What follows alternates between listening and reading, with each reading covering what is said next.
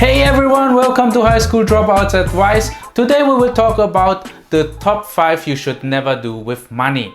The reason is simple. If you do this with money, you will stay poor and you will spend your whole life running in circles and you will try to break out, but you can't because your mindset keeps you trapped. You think the next pay raise or a promotion is the solution, but it's not.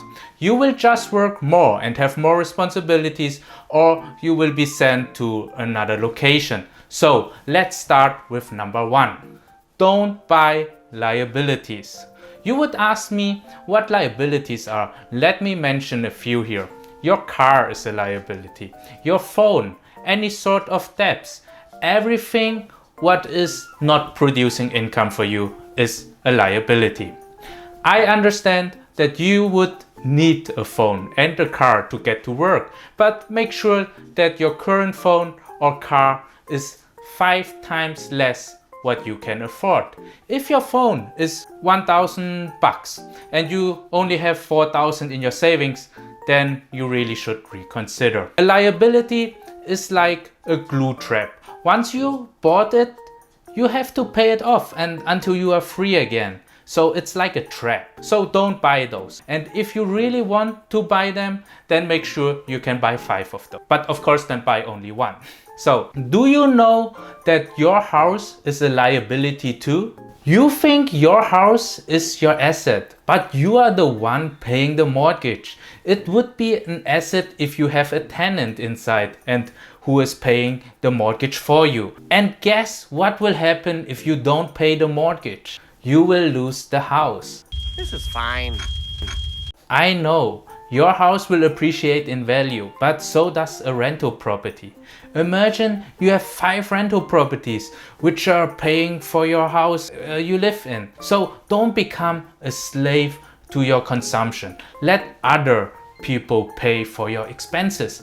Build a passive income stream and use the passive income stream to free you up from your work and then expand your income stream so large that it can support your life. This means financial freedom. Number 2, don't spend your hard-earned money on debts when it does not make you money or save you money. If you get into debt to buy the newest 8K TV, then you just made yourself a slave to that TV. You are not the one who owns the TV. The TV is the one who owns you. You are the one who has to pay it off in the next couple years. You are the one who can't buy any stocks or real estate investment when they crash and they are cheap. You are the one who will miss out opportunities to make money. And you will be the one who suffer the most when an emergency happens and you will have no money left but only bills which are piling up. Hey Ron. Hey Bill. So don't do that. The industry has become so smart now to lure you into debts. You can even go on vacation and pay it off later. If you consume like the industry wants you to, you will be trapped in this endless cycle of going to work and paying off your debts. Learn to understand what a good debt is and what a bad debt is. A bad debt does not make you money and you are the one who pays for it.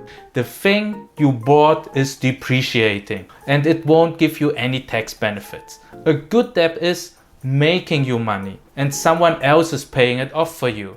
Like a rental property. You took debt to buy it and your tenant is paying it off. You benefit from the positive monthly cash flow, appreciation, tax shelters and loan amortization. You get all this. So this is a good debt.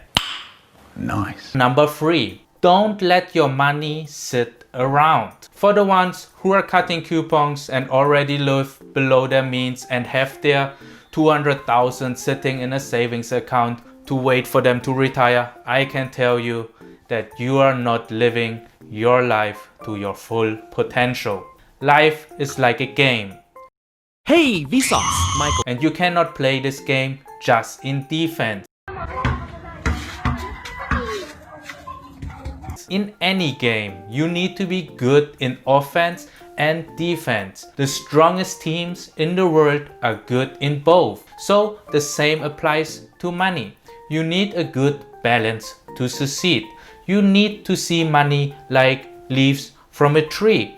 You can use the money you have to buy more trees and plant them in your backyard. Once the trees grow, they will grow leaves, which is money. The more trees you bought, the more leaves you will have. You will reap what you sow. The same is with money. Let the money work for you. When you were able to save money, you are already halfway there.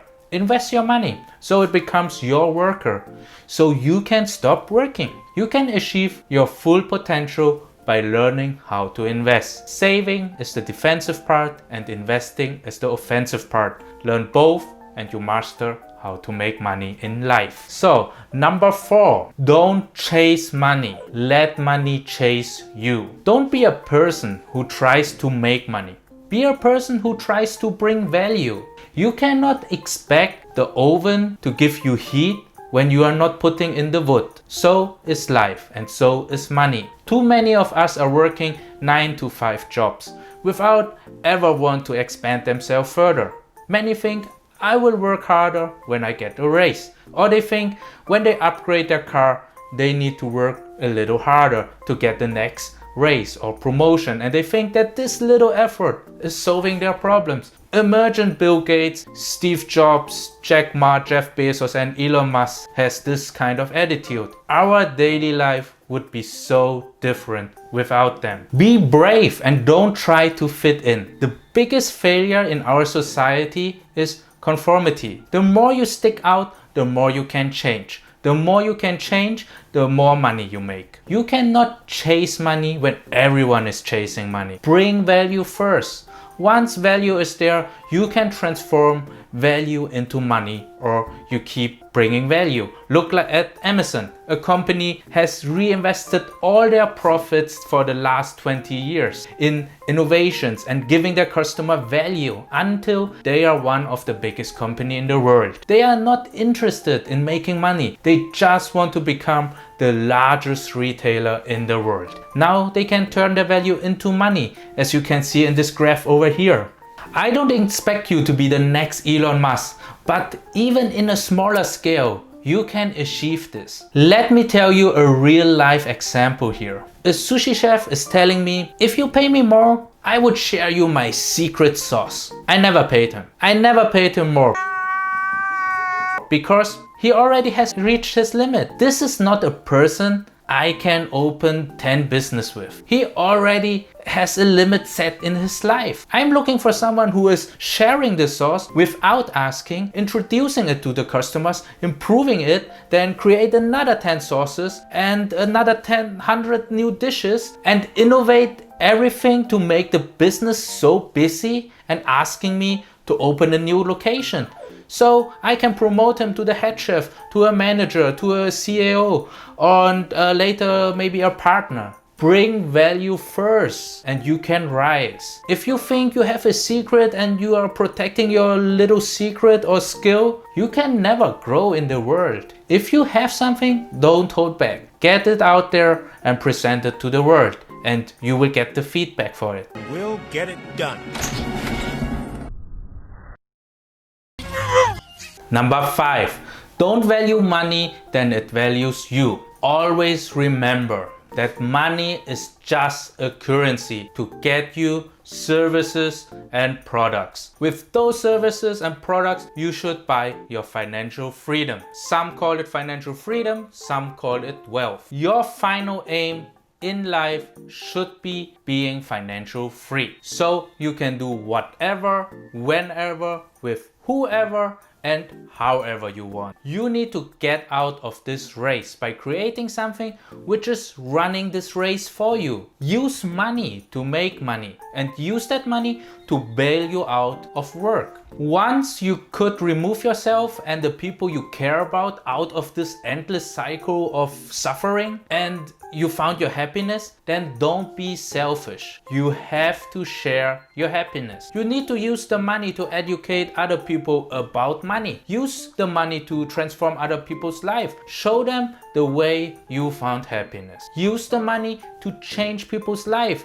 even after your death. You cannot take the money with you after you die anyway, but you should have created something in your lifetime to be long-lasting and beneficial for others. Remember that we are only a small chain of humanity and we all strive to live happy. Money cannot provide happiness, but it's a strong foundation where happiness is built on. So let us use that money to build a foundation where other people can live happily. This could be building schools and infrastructure in poor neighborhoods, or building hospitals and creating jobs in places people can't find work and their environment is too polluted. Please understand that helping others is always noble and should be anyone's life's goal. But we cannot help others when we are poor. We cannot teach others when we know little. We cannot scream out our knowledge when our voice is not loud enough. Let me see your real war face. So we are forced to build ourselves first before we can build for others.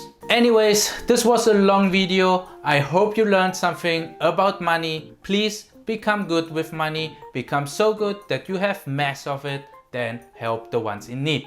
If more and more people join, we can raise the living standards of the world. It will never be perfect, but we can get closer by each generation. Please subscribe to my channel if you or your opinion change about money. Thank you so much. See you in the next video. Thank you, bye. And guys, do you know,